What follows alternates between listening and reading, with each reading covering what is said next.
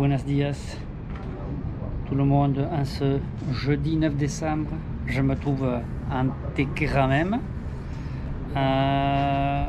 sur la tour la plus haute de la forteresse, et je viens à l'instant de perdre une oreille parce qu'ils ont eu la bonne idée de faire sonner la cloche qui à l'époque était la plus grosse d'Espagne. Je vous la montre. Voilà. Et j'étais pratiquement dessous. Ils ont eu la charmante idée, la brillante idée de le faire sonner. Donc j'ai mon oreille gauche, ça y est, elle est tombée par terre. Bon, petit panoramique de la ville d'Antequera, que je qualifierais de ville aux 1000 églises. Je ne sais pas si vous voyez bien. Enfin, si vous le voyez sur le téléphone, c'est sûr, vous ne voyez pas toutes les églises qu'il y a. C'est phénoménal. Phénoménal. Phénoménal. Phénoménal. L'Andalousie devant vous. Voilà. Excusez-moi. Voilà. Les montagnes de l'Andalousie, où je vais aller cet après-midi. Les autres tours. Donc je vais vous faire un peu d'histoire. Alors, cette... où c'est que je pourrais me mettre pour vous le dire?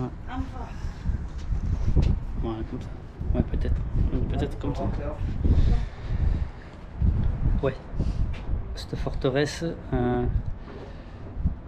a été érigée par les musulmans au Xe siècle sur les ruines d'un fort romain. Donc c'est les musulmans qui régnaient ici jusqu'au XVe siècle, exactement en 1410. Le roi Ferdinand, roi d'Aragon, est venu même pas foutre la branlée aux musulmans puisqu'il les a assiégés et puis il leur a dit soit vous mourrez de faim, soit on vous envahit et puis on vous tue tous. Donc ils ont été intelligents, ils ne se sont pas battus et ils sont partis. Et il faut savoir que c'est quand même construit sur une surface de 62 000 m². Donc quand Ferdinand est arrivé, il a rapetissé et il y a deux niveaux de remparts dans la ville. Et on voit des vestiges partout. Dans les photos, vous verrez sûrement. Et je vais vous montrer quelques particularités de cette forteresse. Voilà une des salles à manger avec dans le fond les grosses boules de pierre. C'était les boulets qu'ils envoyaient contre la forteresse.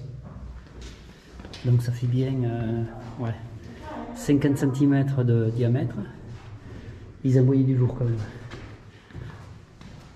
Salle des conseils, salle du conseil peut-être. Ouais, salle du conseil peut-être. Nous entrons dans la tour blanche.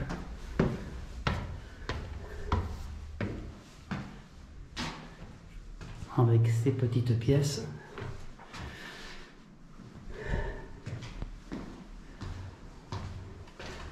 Monter l'épaisseur du mur. Et là, la chambre du roi.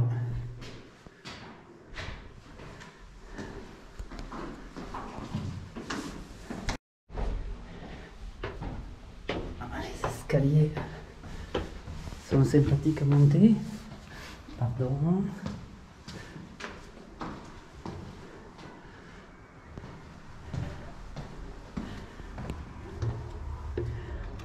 Voilà ce que vous voyez, les soldats. Très bien entretenu, très bien restauré, franchement. Chapeau.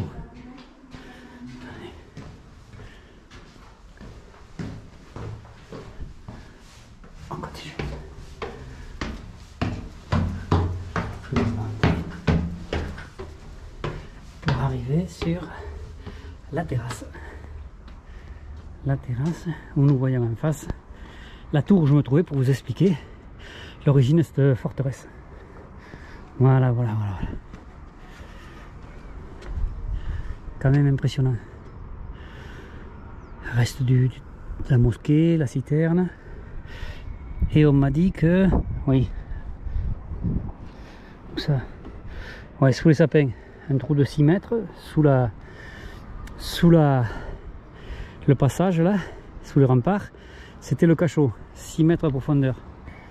On valait mieux pas y tomber. Viva Espagne. Voilà, cœur de l'Andalousie. Les restes d'une imprimante de l'époque qui n'était pas 3D à ce que je vois. Vue de haut, l'entrée de la forteresse, dite Arc des Géants, puisque à l'époque, le morceau de statue que vous voyez là au milieu, c'était Hercule, et sur les deux côtés il y avait des personnes en toge de l'époque. Et là c'est écrit en grec, en romain, enfin c'est les Romains qui l'ont écrit. Voilà, voilà l'entrée. Donc difficilement prenable, voilà, avec la montée du château là, la rampe, le premier rempart,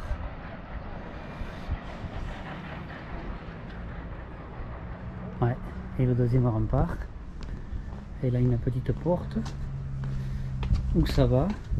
Allons voir. Mais ça sert à quoi? Ah oui, récupération des eaux. D'accord. Et ça allait sûrement dans une citerne. Et oui, oui, il fallait qu'il y ait de l'eau. Surtout ici en Andalousie, quoi. Je comprends mieux. Ingénieux. Ingénieux, c'est les musulmans. Oui, c'est les musulmans qui ont fait ça. Petite vue sur les Barbacanas, c'est-à-dire chemin de ronde qui fait la moitié de la forteresse, qui longe la moitié de la forteresse.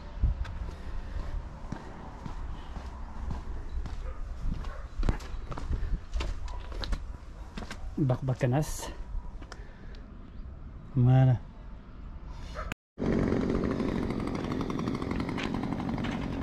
Mezquita. La mosquée, l'ancien emplacement de la mosquée,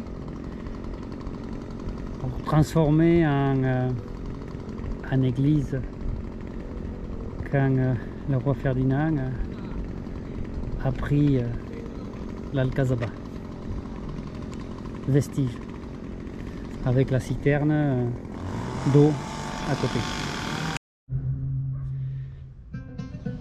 Une des tours de garde, accompagné de la musique de ceux qui l'ont construit, ce fort. Non, non, je suis pas à Marrakech, non, non. Et on doit le classement au patrimoine mondial de l'UNESCO à monsieur Michael Hosking. Ils ont carrément fait un buste, enfin un buste, une tête du personnage. C'est grâce à lui que c'est classé, mais ça le vaut vraiment. Et voilà les vestiges quand même de la première ligne de défense de la forteresse.